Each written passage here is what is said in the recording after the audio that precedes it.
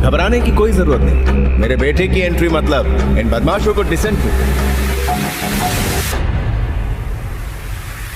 खुद को समझता क्या?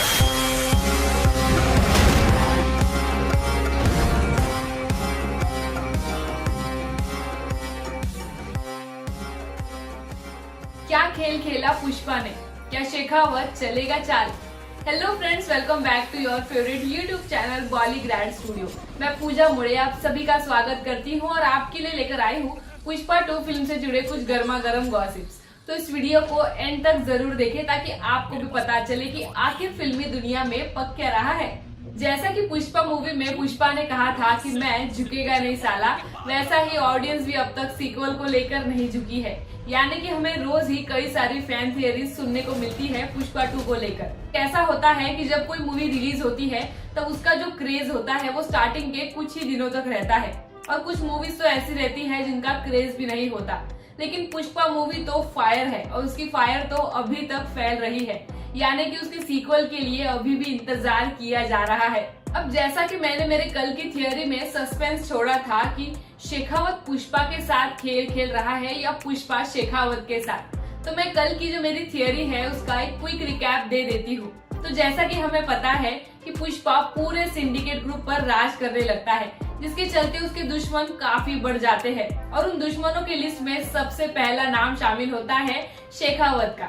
शेखावत क्या करता है कि पुष्पा के सारे दुश्मनों को इकट्ठा कर एक प्लान बनाता है, जिस प्लान में पुष्पा फंसने वाला होता है। तो उस प्लान में सबसे अहम मोहरा होता है पुष्पा का सौतेला भाई, जिसका काम होता है पुष्पा की माँ और पुष्पा की जो बीवी है श्रीवल्ली, उसे अपने जाल में फंसाकर उनके दिमाग में ये डालना कि पुष्पा सिंडिकेट ग्रुप छोड़कर एक नई जिंदगी स्टार्ट कर सकता है। तो ऐसे में पुष्पा की माँ की बात सुनकर वो सिंडिकेट ग्रुप को छोड़ देता है और एक नई जिंदगी की शुरुआत करता है, जिसके चलते पुष्पा के दुश्मन काफी बढ़ जाते हैं, क्योंकि जो डीलर्स होते हैं वो उससे नाराज हो जाते हैं। तो अब शेखावत अपनी अगली चाल चलता है। शेखावत और शीनू की जो पत्नी होती है, ये दोनों मिलकर पुष्पा के घर के पीछे लाल चंदन की लकड़ियां छुपा देते हैं और एक झूठी रिपोर्ट बनाकर रेड करवा देते हैं। तो जाहिर सी बात है कि पुष्पा को ये कोई भी चीज के बारे में कुछ भी पता नहीं रहता और इसीलिए पुष्पा रेड करने से रोकता भी नहीं है।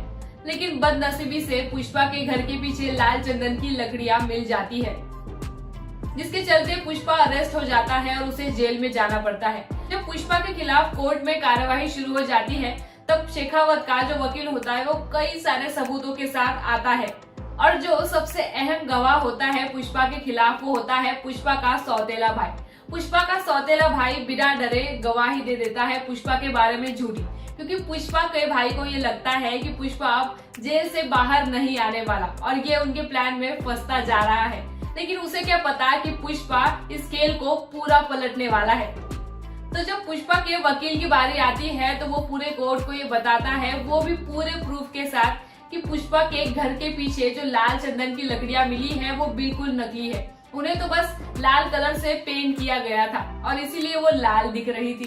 तो ये बात सुनकर शेखावत, शीनू की पत्नी और जॉली रेड्डी बहुत शॉक हो जाते हैं कि ऐसा कैसे हो सकता है, उनके प्लान पर पानी कैसे फेर सकता है। इसमें तो यही एक पॉसिबिलिटी है कि पुष्पा को प्लान का पहले से ही पता था, और अगर ऐसी भनक लग जाए तो भाई विलन तो डर ही जाते हैं, क्योंकि हमारे पुष्पा भाव है ही इतने खतरनाक। तो भाई पुष्पा एक तीर से 2 निशाने लगा देता है, क्योंकि माल तो पुष्पा ले ही जाता है, लेकिन नकली माल रखकर ये भी प्रूफ कर देता है कि उसने कुछ भी गलत काम नहीं किया है और जेल से छूट जाता है। तो आपको क्या लगता है कि पुष्पा को ये प्लान की भनक कब लगी होगी? पुष्पा को ये प्लान की भनक तभी लग जाती है जब पुष्पा का सौतेला भाई उससे रिलेशन बढ़ाने की सोचता है, उससे रिलेशन और बढ़ाता है उसकी माँ और श्रीवल्ली से बात कर कर। तो मेरी थियोरी में यही क्लाइमैक्स होने वाला है। आपको क्या लगता है मेरी थियोरी के बारे में? मुझे कमेंट बॉक्स में जरूर बताएं। इस वीडियो को लाइक और शेयर करें। चैनल को तो आपने सब्सक्राइब कर ही दिया होगा। तो चलिए जल्दी मिलते हैं और नए गॉसिप के साथ, तब तक के लिए बाय बाय।